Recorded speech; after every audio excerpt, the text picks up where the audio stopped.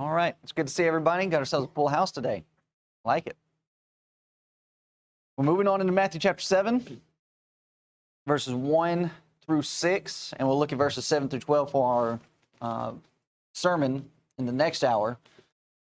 But in reading Matthew chapter 7, 1 through 6, I mean, this is a section that a lot of individuals know, though they know very little about it.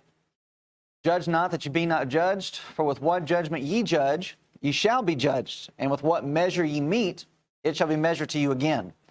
And why beholdest thou the mote that is in thy brother's eye, but considerest not the beam that is in thine own eye? Or how wilt thou say to thy brother, let me pull out the mote out of thine eye, and behold, a beam is in thine own eye? Thou hypocrite, first cast out the beam out of thine own eye, and then shalt thou see clearly to cast out the mote out of thy brother's eye. Give not that which is holy unto the dogs, neither cast ye your pearls before swine, lest thou trample them under their feet, and turn again and rend you. Now, one of you said this is your favorite section. So why? This whole chapter is my favorite. Okay, so why?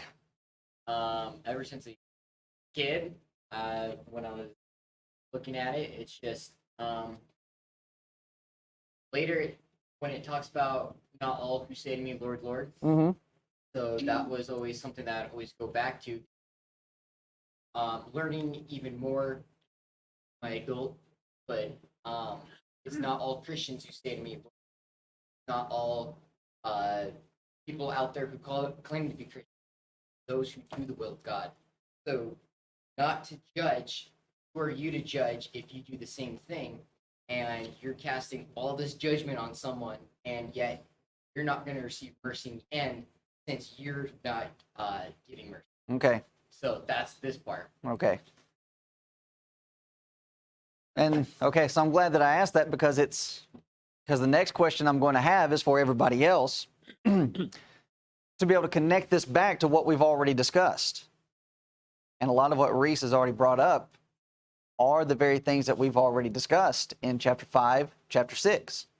Because just because we're moving on into a new chapter, does that mean that we're changing subjects? No, we're still on the same vein. And we're still on the same topic, which is the righteousness that's going to exceed. That which is going to go above and beyond, even when it comes to the matters of judgment. So as we're saying, connecting it back to 5 and 6. I will say.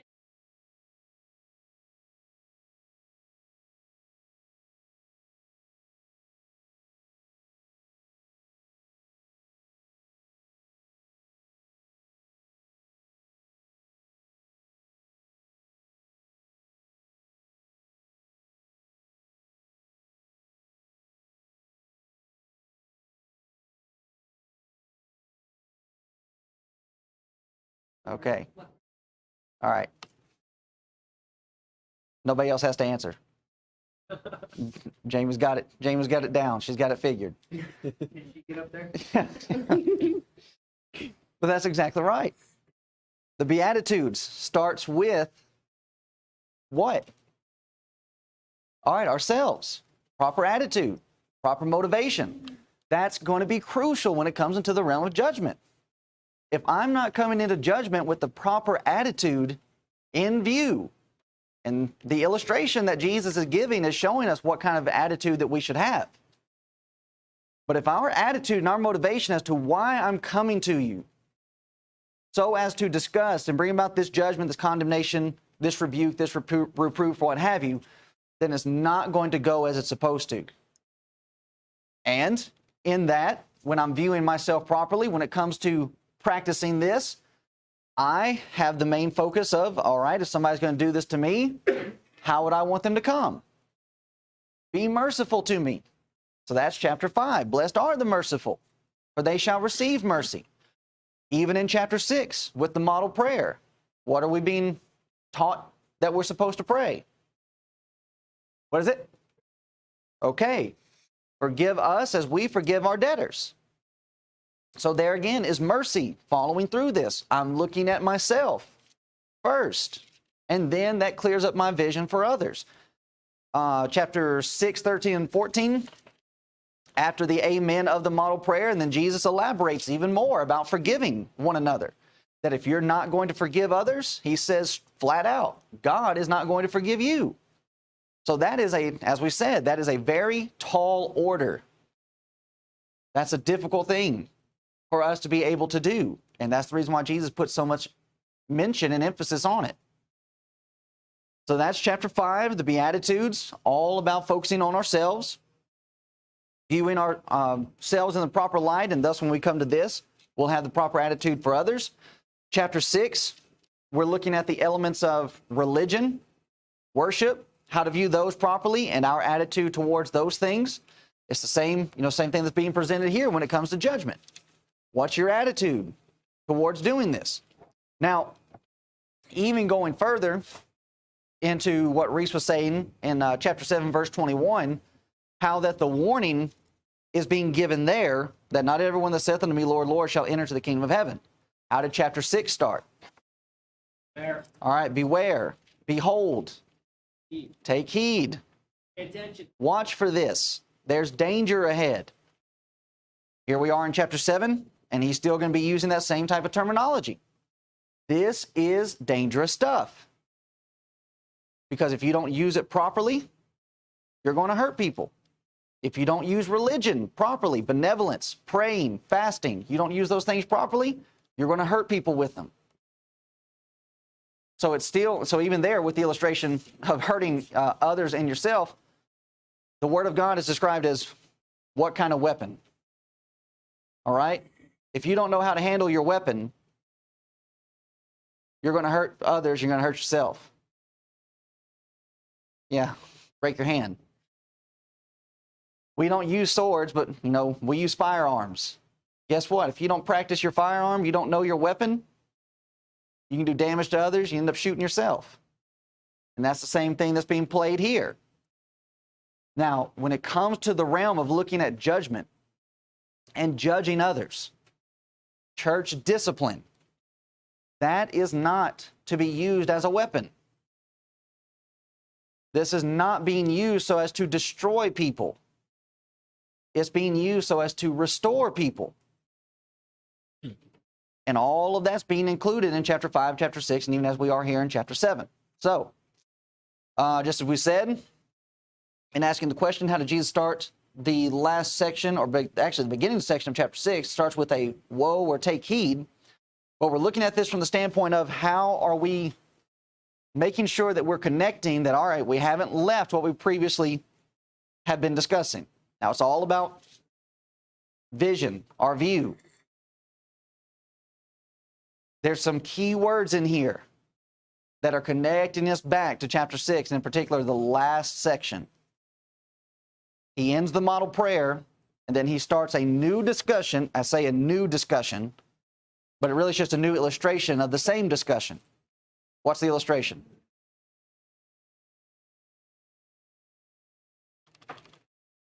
After the model prayer.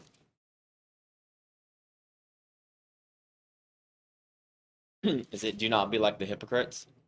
I mean, that's found in this, but there's a key element in that.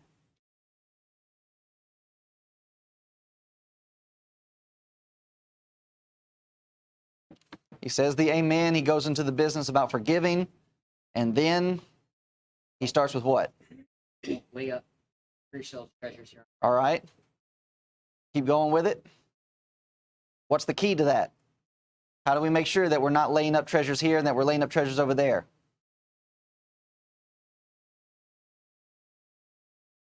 No, you're on it. Focus on heaven. All right. Which means what? All right, denying self, but what about the eye? There's singleness of eye. The lamp of the body is the eye. Okay.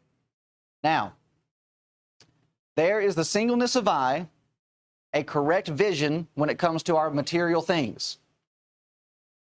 And look at what we have throughout this text. Eye, eye, eye, eye, eye.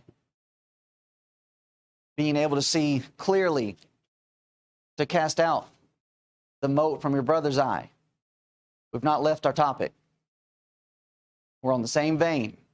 He uses the same illustration with the eye that he was using with earthly possessions that he's now using with judgment. So if I'm not seeing clearly and my vision is not correct, then what about my judgment?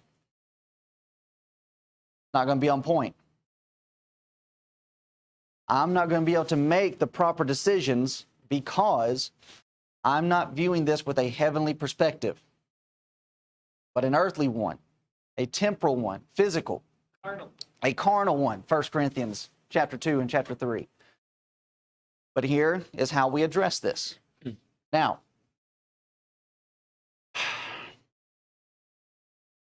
just so as to deal with this point, but at the same time we're using it for ourselves, so as we're just to make sure that we're getting the proper concept as to what's being presented. Is Jesus condemning all judging? All right? No, he is not. Look at verse 5. Sorry, thought I had more lines. Thou hypocrite, first cast out the beam out of thine own eye, and then shalt thou see clearly to cast out the mote out of thy brother's eye. 5 and 6. Give not that which is holy unto the dogs, neither cast ye your pearls before swine, lest they trample them under their feet, and turn again and render you. Give not that which is holy unto the dogs. What are we discussing? Judgment. Judgment is holy. Judgment is right. Judgment is needed. And guess what? I would much rather have my brethren judge me than God to judge me. I would much rather you come and tell me what my fault is than have to stand before God and hear it from him. Because then it's going to be too late. And even with verse 5, it says, here's what you do. First cast out a beam out of thine own eye, then shalt thou see clearly to cast out the mote out of thy brother's eye. This is not a situation where you just say, well, we're just leaving everybody alone. No, you need to get the mote out. That's a problem. And just because one is clearly being described as smaller than the other, well, this is a small problem compared to a big problem, let's just leave the small problem alone. No, you're still getting that out.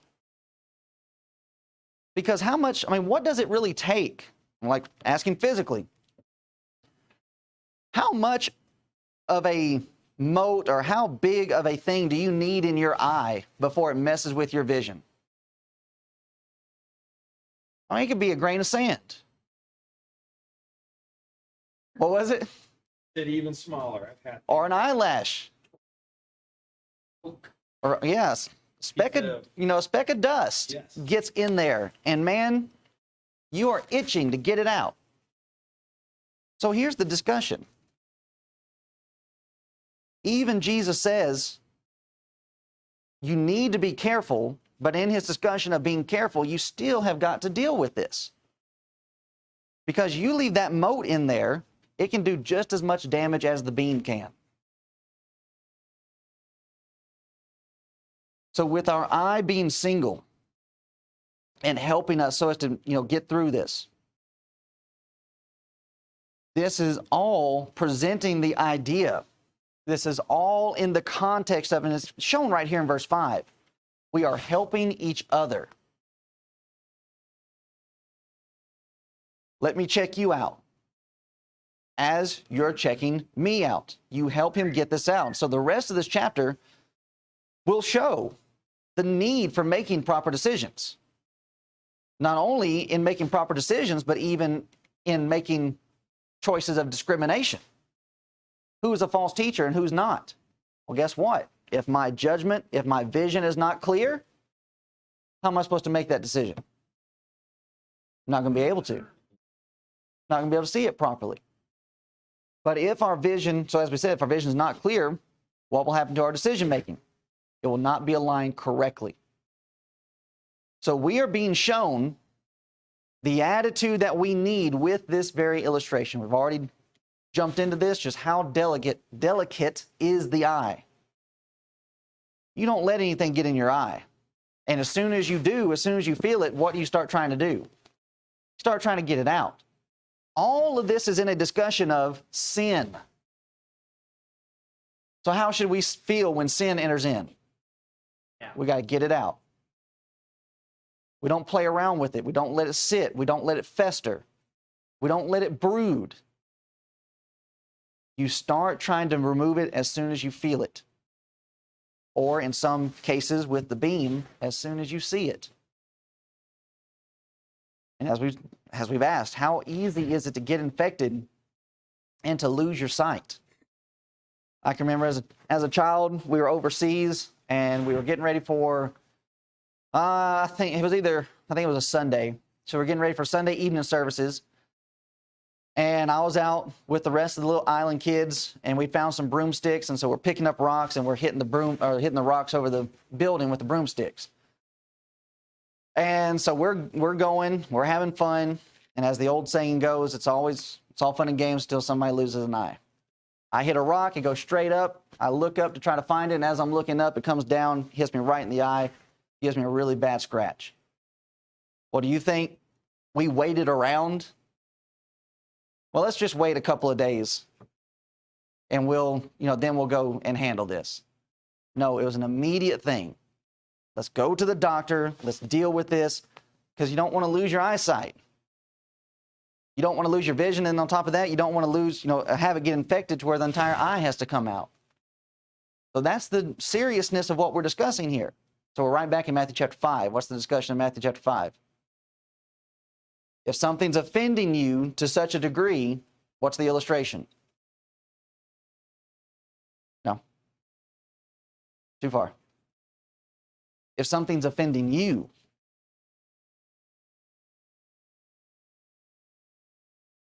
too far.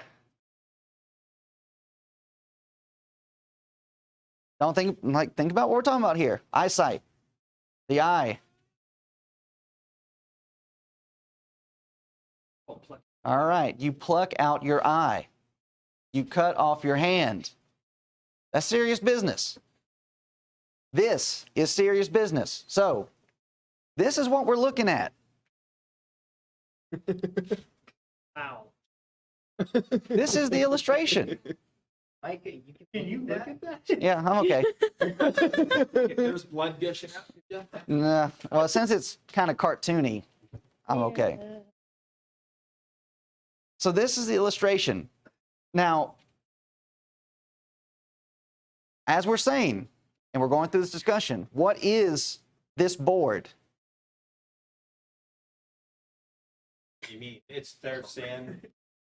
Can't see. Okay, it's sin that they can't see, but what gets in our way to keep us from seeing properly? Okay, this is self getting in the way. I'm fine. I'm okay. I can do this. And in fact, I'm so good, let me come over here and try to help you with this. Now, just imagine if you saw somebody walking down the street like this. What would it be? What would your reaction be? Are you alive? It's just, yeah, get them to the ground. We have got to do something here. But is that how we feel when it comes to handling problems like this inside of the church? No, we don't. And why? Because we do not see this as serious as it is. But this is what Jesus is trying to do, is he's trying to wake us up to how detrimental all of this is. When you show us this illustration, that is really good because you see how serious. Action to the picture is how we should. Yeah. I'm having difficulty not understanding cartoon, but what is going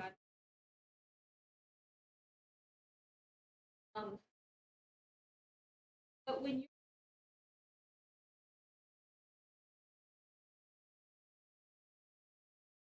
seeing the other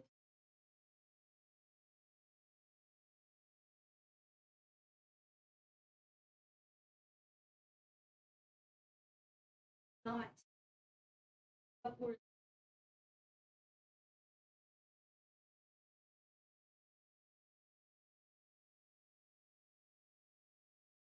there.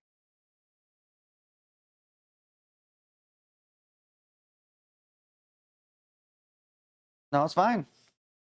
And it should be upsetting because, so oftentimes when we go through this section, we go through this illustration, where do we want to place ourselves? Over here, right? Well, yeah, this is us. But really, we need to be putting ourselves over in this position and just for a moment, because we want to be here and it's just like, well, I'm fairly good. I've just got this little problem.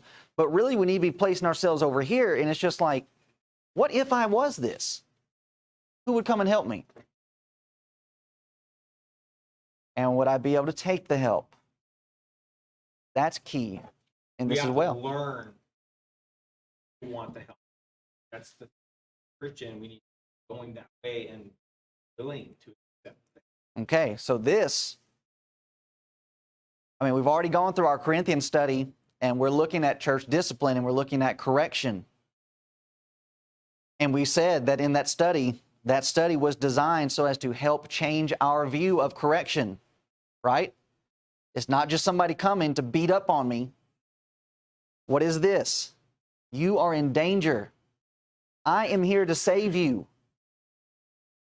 So what about when I come with a concern or a need of correction or a point of judgment? You need to take it in this light. That I don't need to get defensive. It very well could be the case that this is me. And if we saw this out, like Jordan said, we saw this out walking on the sidewalk, it's like, how are you even alive? And that's even how it is inside the church. Is that not what Paul says in 1 Corinthians chapter 11 when he concludes his discussion of the Lord's Supper? What does he say about some of the brethren? 3 illustrations. Or sick. All right. Weak, sick, asleep, which means what? You are spiritually dead. And we have a lot of brethren that are walking around just like this. You're dead already. And then I come along and I want to try to help you and you want to try to bite my head off because I'm trying to help you. Now, in this situation, can you imagine how the person would be reacting? They would probably try to fight and struggle. And so why would it not be the case with the spiritual realm? That they're going to fight and they're going to try to struggle. And it's just this person very likely could be in shock and they have no idea what's going on, and then you're trying to do whatever to them. It's just like, well, okay, I feel like I'm being attacked. So you bring that over to the spiritual realm. What's the natural reaction? All right, I feel like I'm being attacked. No, we are trying to help. And that's the illustration. So it goes deeper than just the idea of, okay, make sure you're not being a hypocrite. The scene that's being painted for us should be so overwhelming that when we find somebody, so as we're fixing to go into the next section, and we're dealing with the false prophets, the false teachers, how should we feel about them? This is it.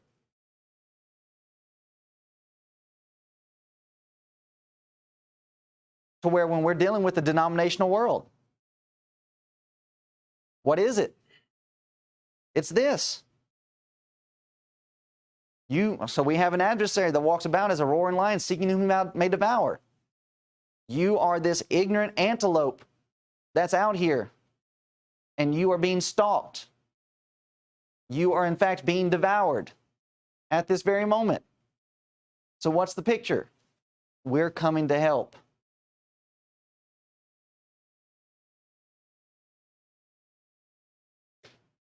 But with the discussion of hypocrisy, it's easy to use this the wrong way. And that's what chapter 6 is all about. You're using things the wrong way. Benevolence is designed to help people. But I can use it for my selfish desires. Prayer is designed to help people. But I can use it for my selfish desires. Fasting is designed to help people. But if my vision's not clear, I'm not going to use it right. But what about judging? It's designed to help people. But if my vision is not clear, if self is not in check, then I will use it for selfish means. So just as we've said, this is all about dealing with issues of sin, what's going to transpire if we don't get sin out. It brings about deadly consequences. So, just in this section, we must see sin for what it is. Now, so just as we're saying, this is not a situation of, okay, we get to turn around and say that I'm ignoring this or that I don't need to come along and bring about some type of assistance. So some of our brethren in Idaho have tried to bring up Matthew chapter 5 and how that in that context, Jesus says that you're to pluck out, cut off your own eye or your own hand, that you're not going around and doing that to other people. Well, in that context, that's correct.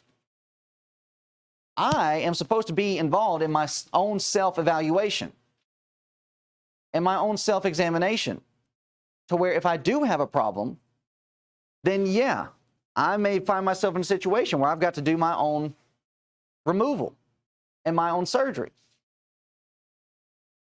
But here's the question. Are we the best at self-evaluation? Oh, definitely not.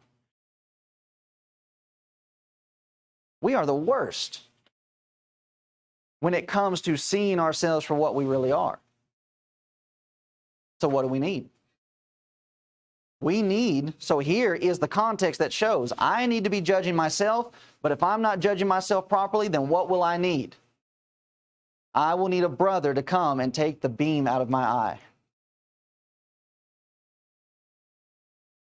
We cannot start pitting Scripture against one another so as to try to protect ourselves and to beat people back.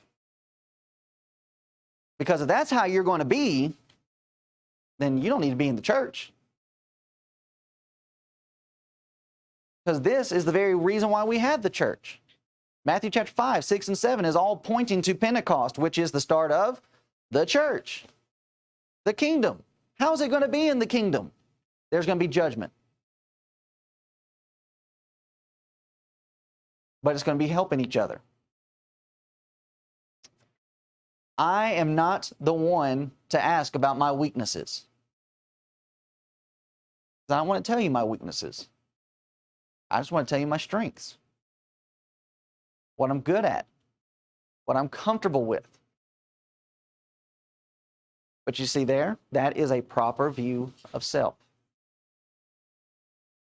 Where I'm not willing to acknowledge the places where I fall short. And to do that self-evaluation, self-examination. So that when it comes time for somebody to come and help me, it's not this, but instead it is this. Well, you got this little problem that's there. Well, thank you. That's been irritating me for I don't know how long. But you see, sin doesn't work as an irritant. What does the Hebrew writer say about sin?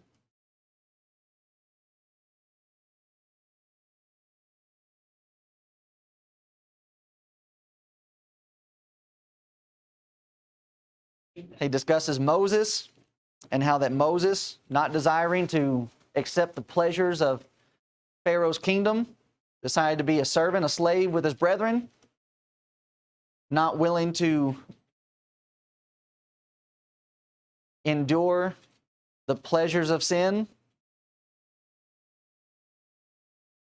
that are only for a season.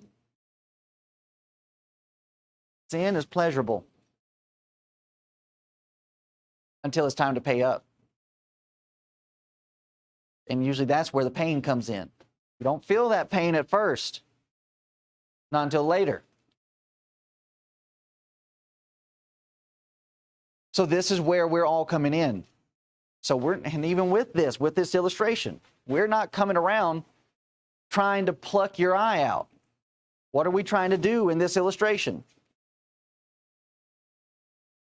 Save your eye. We're trying to save it. We're trying to keep you from losing it. And even then, not just the eye. In this illustration, as how severe this is, it's not just a thing of saving your eye. We're trying to save the rest of you. We're trying to keep you from dying here. This is the illustration. To where not only is it changing our view of going and correcting others, but it's changing our views of when people come to correct us. And we don't focus on this like we should. All we want to focus on is the hypocritical part. Well, are you being hypocritical? We need to watch out for that.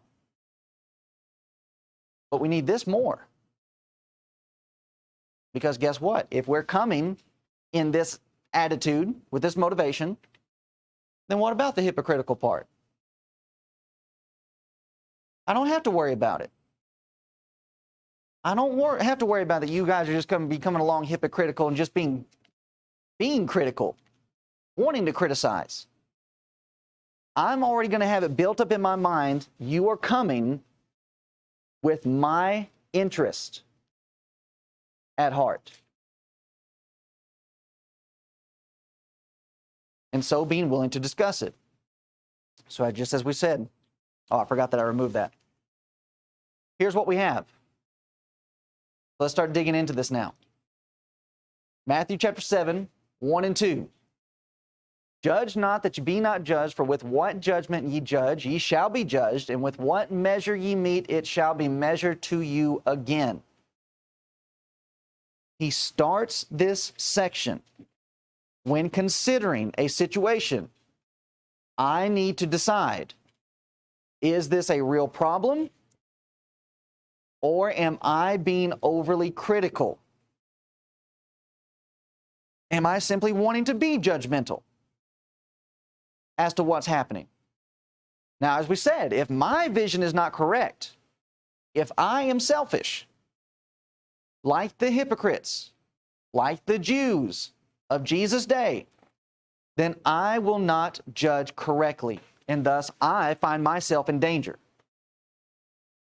This is being stated to point out how dangerous this is, because if I don't judge correctly, how am I going to be judged? I'm not going to be judged correctly. With what measure ye mete, or with what measurement you're measuring, it shall be measured back to you. So even as we're here in Matthew chapter 7, verses 1 and 2, this finds still connection to Matthew chapter 7 and verse 12. With the golden rule, which is? Bunch of others with Okay. And if I'm following that, do unto others as I would have them do unto me, then what about when it comes to judgment? All right, I'm going to judge in accordance with how I would want to be judged. I'm going to measure with how I would want to be measured. You even connect that back to, so this, Matthew 7, 1 and 2, Matthew 7, verse 12, there's a cross-reference into the Old Testament. Anybody know what that is? Use your cross-references if you got them. It didn't go back there? it again. We were too busy. Yeah. Matthew 7, 1 and 2, which actually 1 through 6, connecting to Matthew chapter 7, verse 12, Matthew 7:12 connects back to an Old Testament law and an Old Testament passage.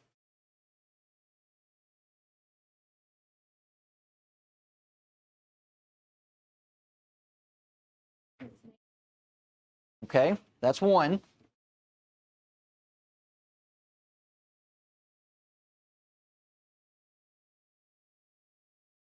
Is that the only Old Testament passage? Found that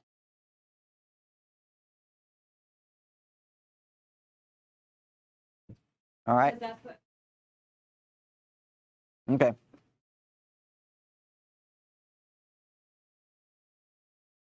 All right, so yeah, I just remembered. So it's not actually in my cross-references, it's a cross-reference that I have written in there. Deuteronomy 19,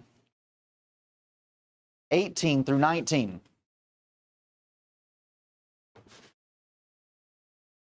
If anybody wants to go there and read it for us right quick, because I forgot to put the Bible program up. Deuteronomy 19, 18 and 19. Showing to us just how dangerous the wrong type of judgment can be. The judges shall make careful inquiry, and indeed, if the witness is a false witness who has testified falsely against his brother, then you shall do to him as he thought to have done to his brother, so that you shall put away the evil from among you. Okay, thank you. How dangerous is judgment? That if you come in and you present a false witness and you try to get a certain judgment levied against your brother and you are found out to be a false witness and that's going to be thrown back on you, then what about what I do to my neighbor? I'm going to be big time careful. But even here, we have how careful those that are hearing the information. What about the judges? You can't just look at this at face value. You can't look at this service level. You've got to make diligent inquiry. You've got to investigate this out. Because somebody could come in here presenting something that's false and trying to bring a heavy fine on their brother. And if you make the wrong decision, what are you going to end up doing? You're going to be found being unjust and perverting justice, truth, righteousness, and God's going to hold you accountable for that. This is serious stuff. Now, key words of measurement. What rule are we using to make these decisions? What is the standard? But even then, just as we said, I can be using the right standard, but what about my motivation and my attitude that goes along with it? Both of these have got to be in play for it to be successful. So just as we said, the Pharisees use everything for self-glorification and to establish themselves above everyone else. Oftentimes, that's how judgment is used. That's what people do with judging, keep you under their thumbs. So we're still battling self throughout this entire section. If I do not see self correctly, then I will not see others correctly, and thus when it comes time to meet measurement and to measure out, I'm not going to be able to do that. So, when we measure, or just as we said, we can in fact measure wrong by questioning motive. I can't tell a person's motive until I see the fruit of it. And many times this is where we get ourselves into trouble when we start trying to question motive and bring about judgments to things, and we don't have all the information just yet. So that goes back to that diligent inquiry, diligently searching and trying to find out. I cannot measure without the facts. And so I must investigate. Otherwise, I'm going to just be jumping to conclusions. And that's not going to help anybody. Yeah. I would hate to be sent to a courtroom and all of a sudden I'm getting all these false accusations after me, and all of a sudden I'm going to have the death penalty for something I didn't do. Right. Or just not even that severe, just 5 to 10, doing a dime. And it's just, prison's not where you're wanting to be, even for a short amount of time.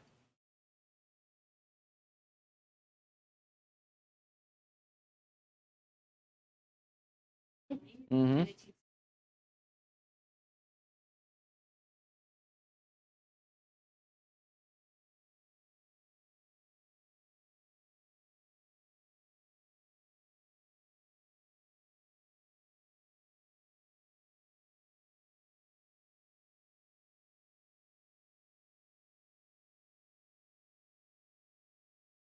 Mm-hmm. Right.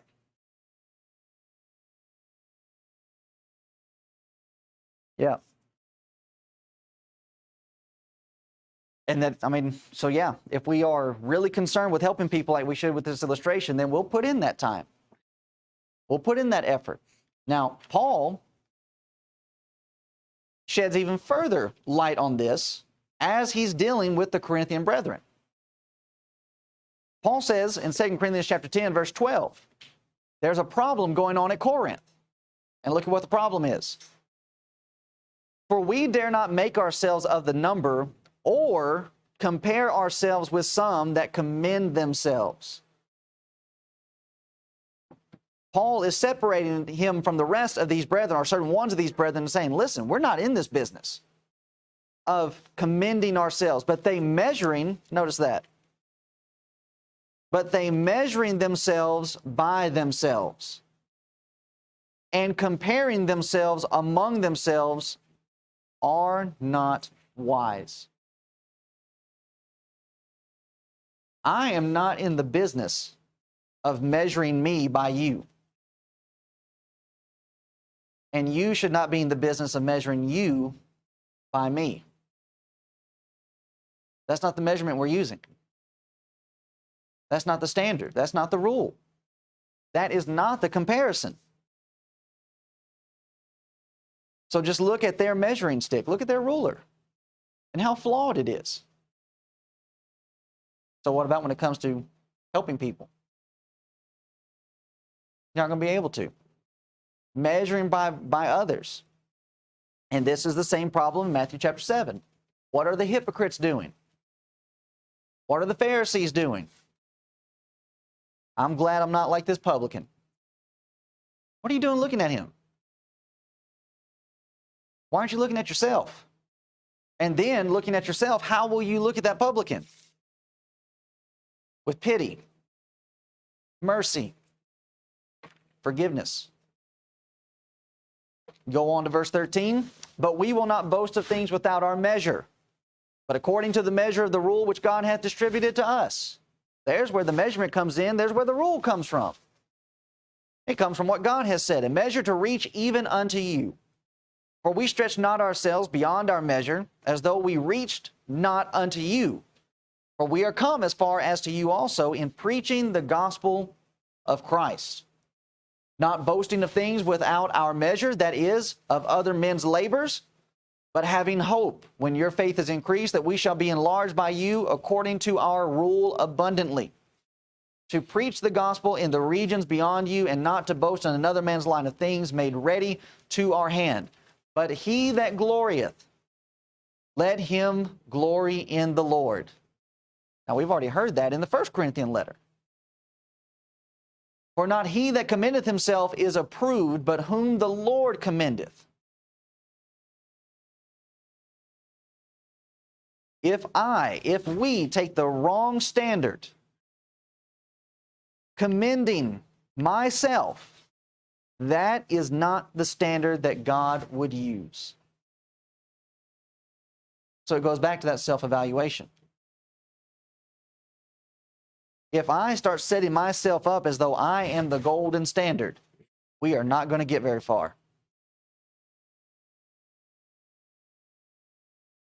Now go back to 1 Corinthians chapter 4.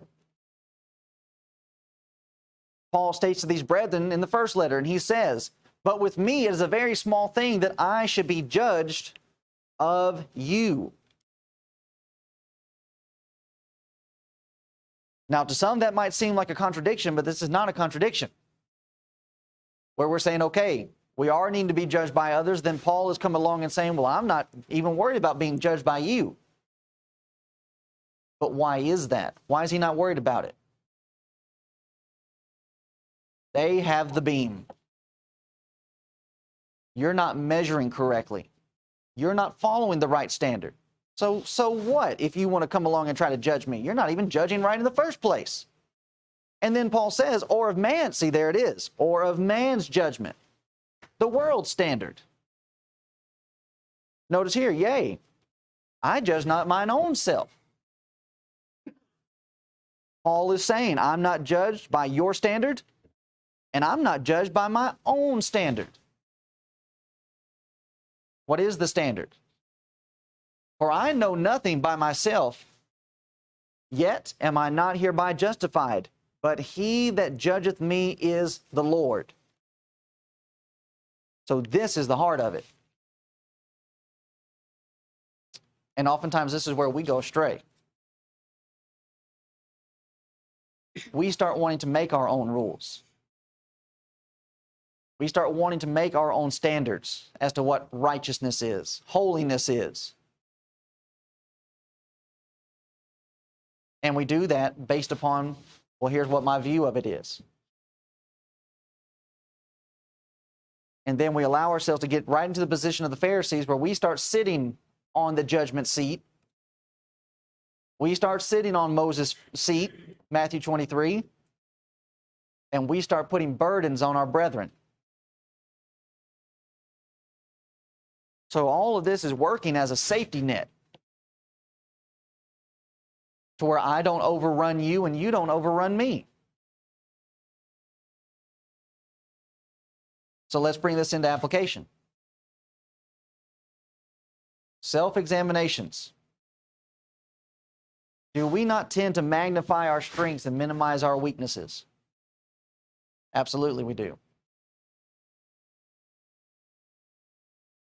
But if I'm dealing with others, see, this is how I treat myself. Build myself up,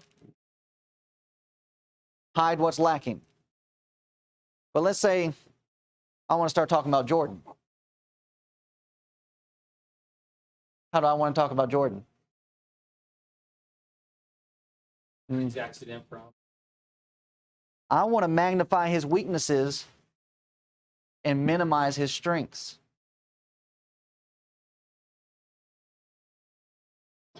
If I'm... Do what? Which both of them Right.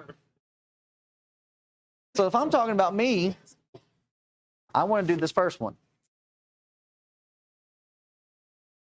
And you probably won't hear me talk about my weaknesses. And when I do that, and then turn around, and then try to measure myself by someone else, I'm going to be up here, they're going to be down here. And if we don't believe this to be the case, easy to test out. Just bring up somebody else in conversation and start talking about their strengths and see what the other person does. Will they go along with you and try to compliment? Or will they automatically start taking the opposition and start trying to point out, well, this is where, this is where they're weak. And you can tell a lot by how people are thinking about their brethren in these type of situations. To where Paul would write, it's either to the Galatians or to the Ephesians, to be careful as you're biting one another, that you end up devouring one another. Now, this is not a situation to where we're saying if they've got a major flaw, like they've got a doctrinal issue, that we just cover that up. But if we're just simply criticizing for the sake of criticizing, because I don't like that somebody else is getting attention, that somebody else is being praised, I'm not being praised, self is what's getting in the way here. And I will just start being overly critical.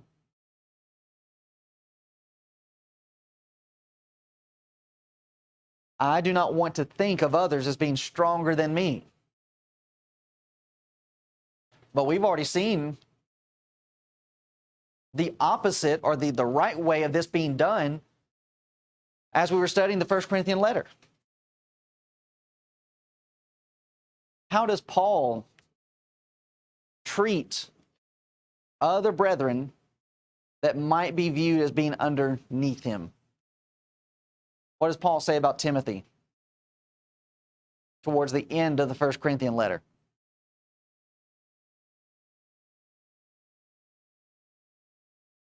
where he talks about not looking down.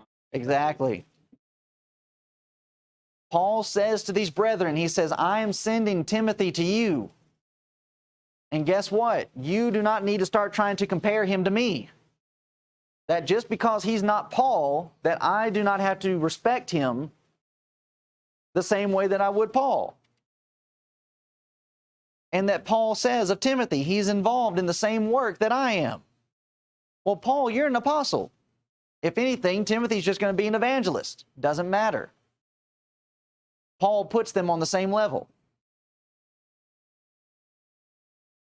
And at that stage, Timothy is just Paul's apprentice. If anybody is in charge, it's Paul, and Timothy's following. But Paul doesn't handle it that way. He says to the brethren, I'm sending Timothy in, receive him like you would receive me. He's doing the same work that I am. So we need to be careful when we come into this realm, because this is how we can start being. Now, at the same time, this should bring some relief to us, should it not? That I am not more righteous because of others' weaknesses. And at the same time, I am not unrighteous because of others' strengths. Well, Micah, I'm not doing the things that you're doing. So what?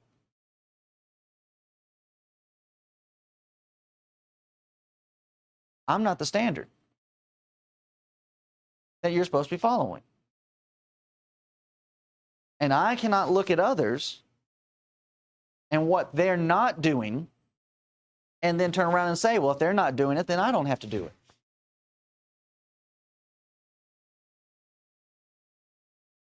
Now, do we need individuals to, brethren, to build themselves up, to strengthen themselves up to where if we needed somebody to teach a public class, they could? Fine. Yes, we need that. But that desire has to come from within. Not because of what I'm seeing in front of me. 1 Corinthians chapter 11, verse 1, Paul says, be ye followers of me, even as I also am of Christ. Why would we follow Paul? Because he's following the master.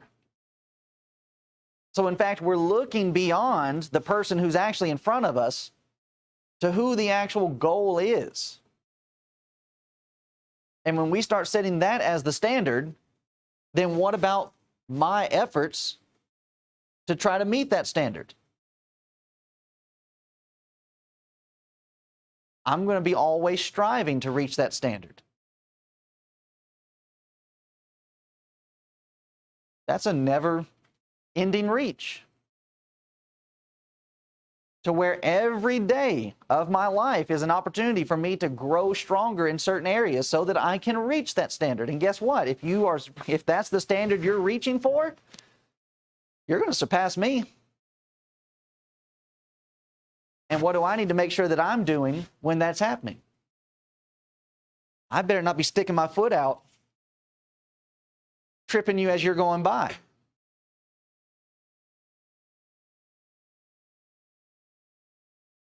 I ought to be helping you pass me. Go beyond me.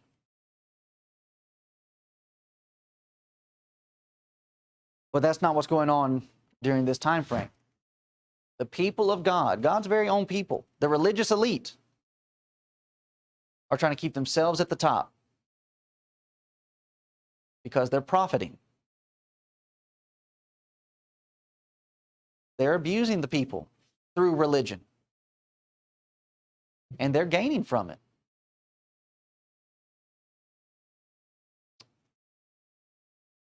And so if we all follow this, we're all going to be in the right position. And if we see this correctly, then just as I said, you will outperform me because we're all trying to be like Christ. And ultimately, so what it is you're not trying to be like me, and I'm not trying to be like you. If we're trying to be like Christ, we're simply just trying to be Christians. And that's the goal, that's the aim. Now, consider these examples as we bring this to a close. We're going to look at an Old Testament example of this hypocritical judgment, and we're going to look at a New Testament example. 2 Samuel chapter 12, 1 through 7. David has already committed adultery with Bathsheba. He's already gone through the processes of trying to cover his sin, and he's already committed murder of Uriah, made Joab his captain and accomplice to murder, and Nathan the prophet comes to David. And this is what David is guilty of. Guilty of lusting, coveting, adultery, intoxicating your neighbor, conspiracy to commit murder, murder in the first degree. And then Nathan comes along and presents this story. David, there's a rich man that has all these sheep. And he has a friend come along from a far journey, and the rich man wants to make a feast for his friend. And instead of pulling a sheep from one of his many, he starts eyeballing his neighbor. And he sees this neighbor, a poor man that has one lamb. He goes, steals the neighbor's lamb, slays it, and prepares it as a feast for his friend. David, what needs to happen to that man? The response is, put him to death. Now,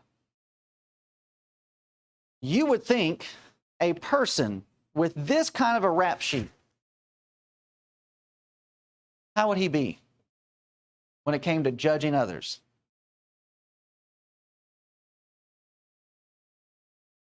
You would think,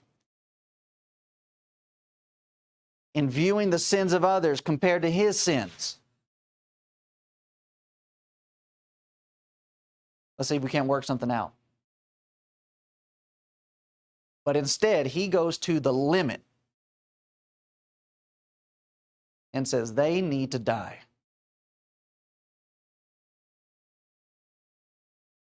And then Nathan has to turn to him and just say, David, what are you thinking?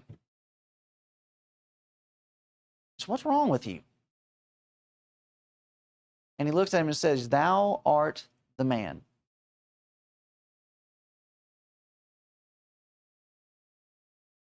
Because David was not looking at himself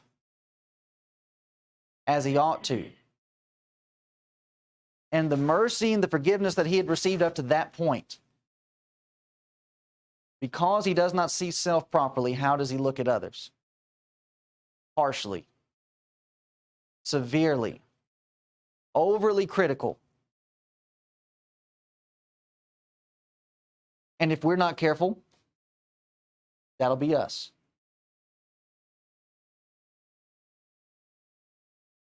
To where we will not think about our weaknesses, our struggles,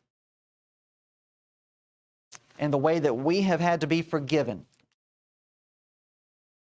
And while we are in the midst of our sin, David hasn't been forgiven yet, and then we will be ready to judge others harshly. And that's what broke David.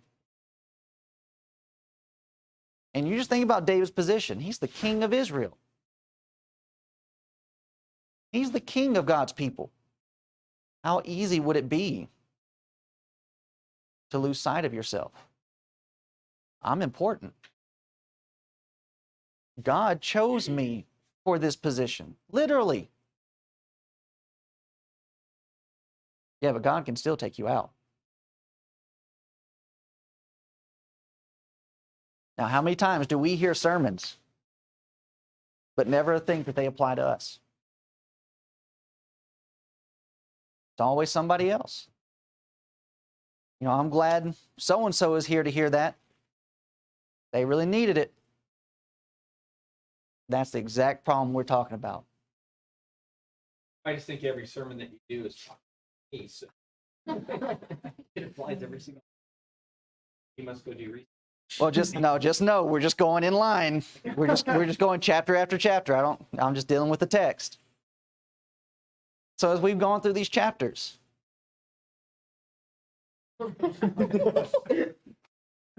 as we're going through these chapters and we're dealing with attitudes, are we thinking about how these apply to me?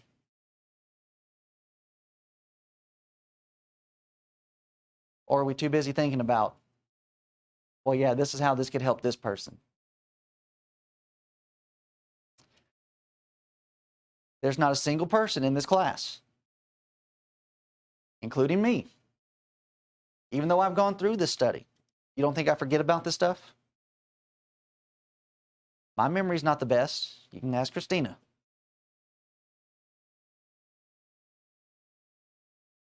I can forget this stuff and lose sight of it. To where, so even with, as you know, as we're going through this information about, judging others, even though I may have a proper view of myself and a realization of somebody else doing wrong and how that they're needing help, but I can find myself in a position to where a person can end up falling short and finding themselves in a pit of sin to where it ends up actually deceiving me. And then I start looking at that individual and it's just like, how could you do this to me? And I start taking it personal.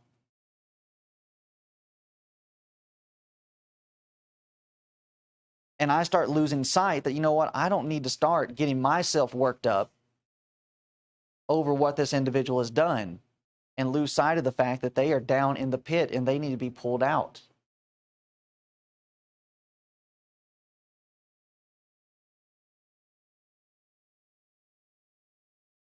So that's an Old Testament example. Let's run through a new. Luke chapter 15. We're going to start in verse 11, and we're going to move forward. So we're actually going to go to the end of this and then work our way back so that we can get the application. Luke 15:11, he said, a certain man had 2 sons. The younger of them said to his father, Father, give me the portion of goods that falleth to me. And he divided unto them his living. And not many days after, the younger son gathered all together and took his journey into a far country, and there wasted his substance with riotous living. Parable that we're all very familiar with, prodigal son. But oftentimes as we're going through this parable, it's this son that wants to get a lot of attention. And we forget that there's another player in this. And this is the Matthew 7. Now his elder son was in the field. Prodigal son returns, puts on a feast. The elder son doesn't know about it. And as he came and drew nigh to the house, he heard music and dancing. And he called one of the servants and asked what these things meant. And he said unto him, Thy brother is come, and thy father hath killed the fatted calf, because he hath received him safe and sound. Look at verse 28. And he was angry. There's your attitude. And would not go in. Self-righteousness. Therefore came his father out and entreated him.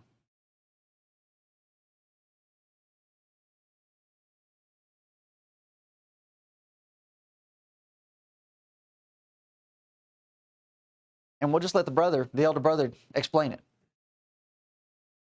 Verse 29, and he answering said to his father, Lo, these many years do I serve thee, neither transgressed I at any time thy commandment, and yet thou never gavest me a kid that I might make merry with my friends. But as soon as this thy son was come, which hath devoured thy living with harlots, thou hast killed for him the fatted calf. If you're in the practice of marking in your Bible for notes, I would encourage you to do some marking here. Because we're going to get down to the heart of the problem. Notice verse 29.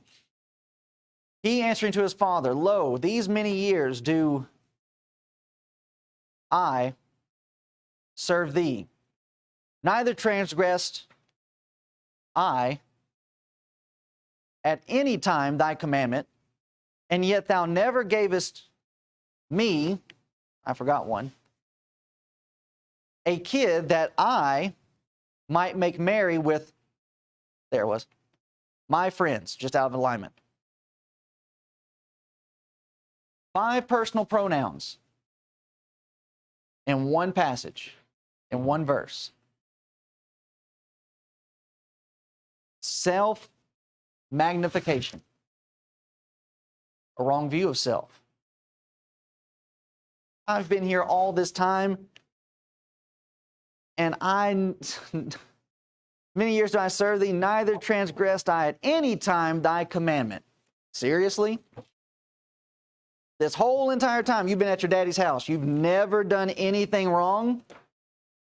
Hogwash. See, there's the problem. Oh, I've never done anything wrong. You just lied. That's Jesus. And in this illustration, it's not. Neither at any time have I transgressed against thy commandment. A wrong view of self. So that when it comes time for his brother to come home, look at what he does. We don't even know that this is true. Squandered thy living with harlots? How do you know that? If you've been here all this time, how do you know this? You don't. Just an assumption that you're thinking the worst of what your brother has done. But guess what? So what if he's done this? See, we start playing these games where there are certain sins that you don't get to come back from. That's not the right measurement. That's not the right standard. But here he is building himself up, and he's wanting to talk about I, me, and mine. Now, why would he act this way towards his brother? So critical and judgmental, self-righteous, too busy looking at himself, I, me, and my, and that's what Jesus is teaching in Matthew chapter 7. This is how we are not needing to be when it comes to judgment. Now look at the other side. Verse 18 and 19. Here's the prodigal son. He's in the pig pen, and he comes to himself, and he says, I will arise and go to my father, and will say unto him, Father, notice the eyes. Here's what I'm going to do. Father, I have sinned against heaven and before thee. And I'm going to insert the I in verse 19. And I am no more worthy to be called thy son. Make me as one of thy hired servants.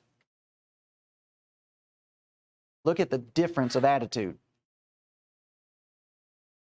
The elder brother is not seeing himself correctly. The younger brother is. I'm not worthy to be called thy son because of what I've done. Just make me one of your servants. And that's going to be good enough.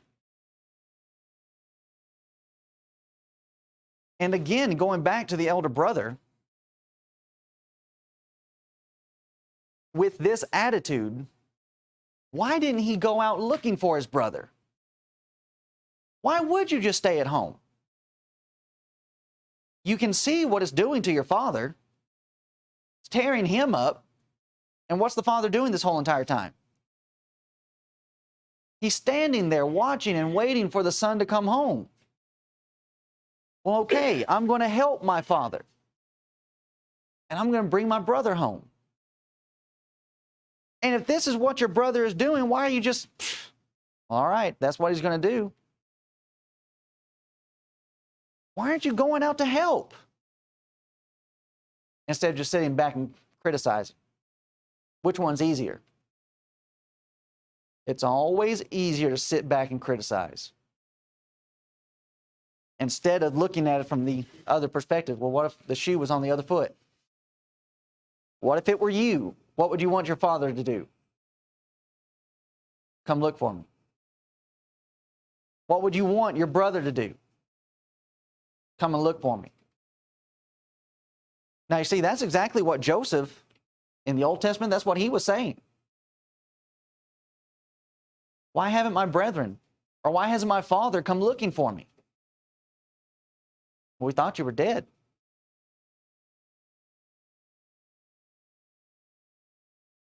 This type of attitude will hold us back from doing what we're supposed to do for one another. I see that you're out here and you're living riotously, not how you're supposed to. I'm not just going to go about my business. I'm going to come and get you.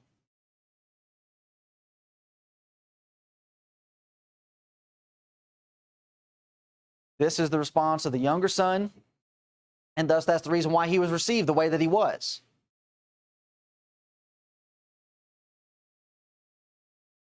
This is how the parable starts. Luke 15:1, then drew near unto him all the publicans and sinners for to hear him. And the Pharisees and scribes murmured, saying, this man receiveth sinners and eateth with them. And he spake this parable unto them, saying, the Pharisees, scribes, they're that older brother. Here are these people, you see them in sin, and what's your attitude? Not how can I help them? Not how can I save them? All you want to do is murmur and criticize.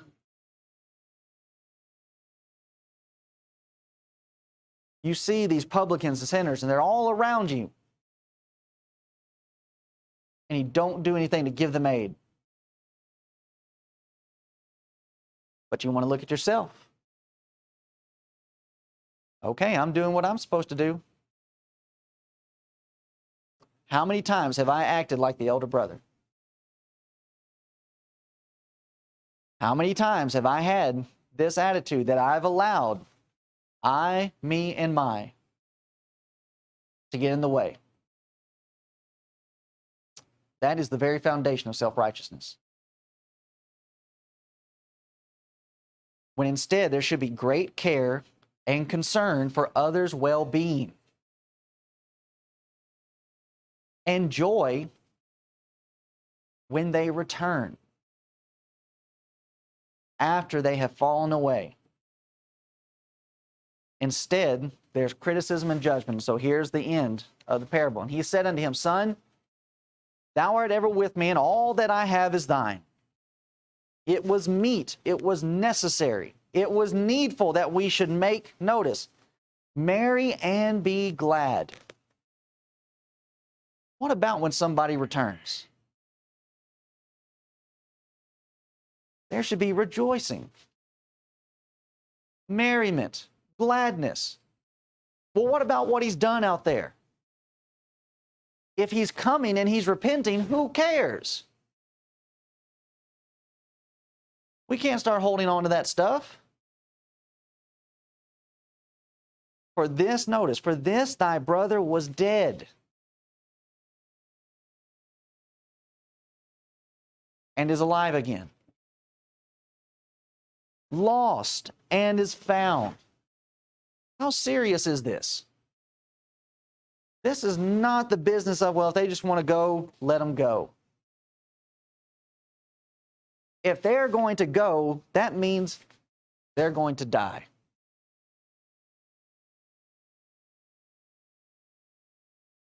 And just raising the question to the elder brother, were you not concerned at all? Were you not worried at all about your little brother this whole entire time?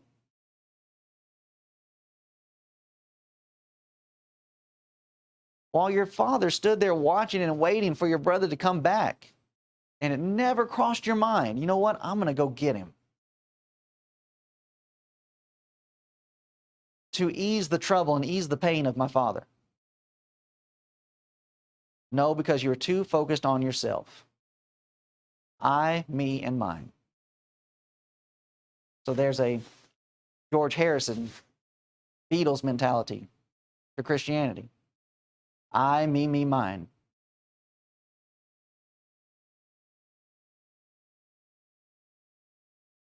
And the Pharisees were the most critical of Jesus.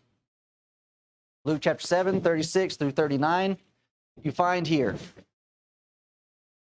A Pharisee invites Jesus into his house. And what does the Pharisee end up doing?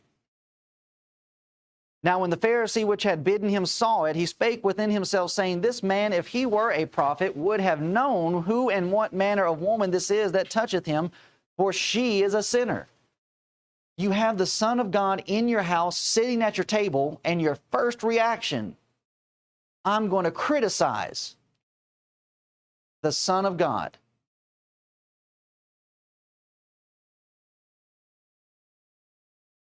You self-righteous, arrogant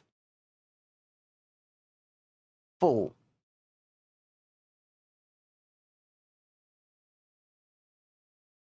But this is the danger that we all face.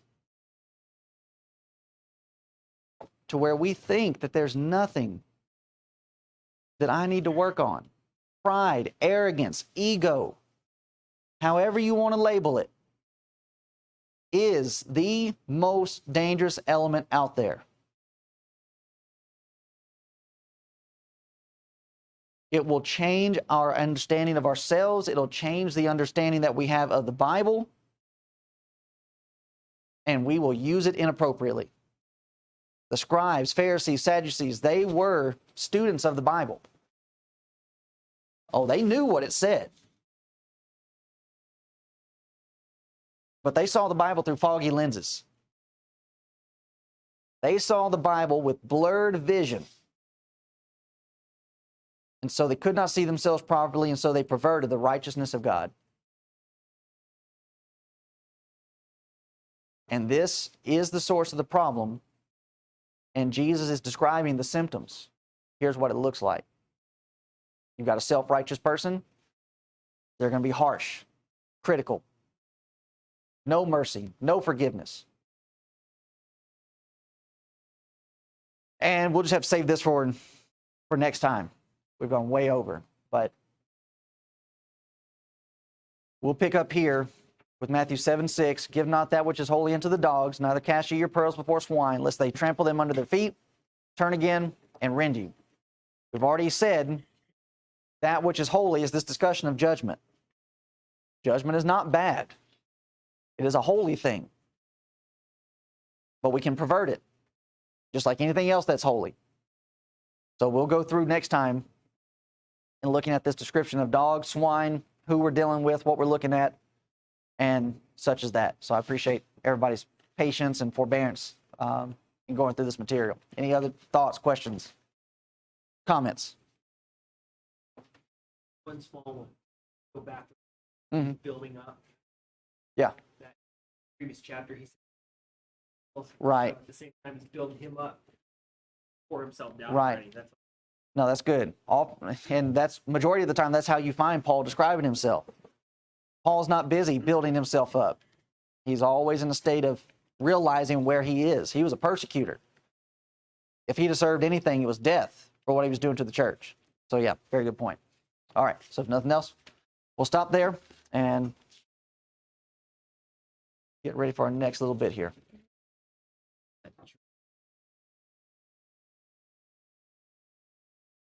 Cheap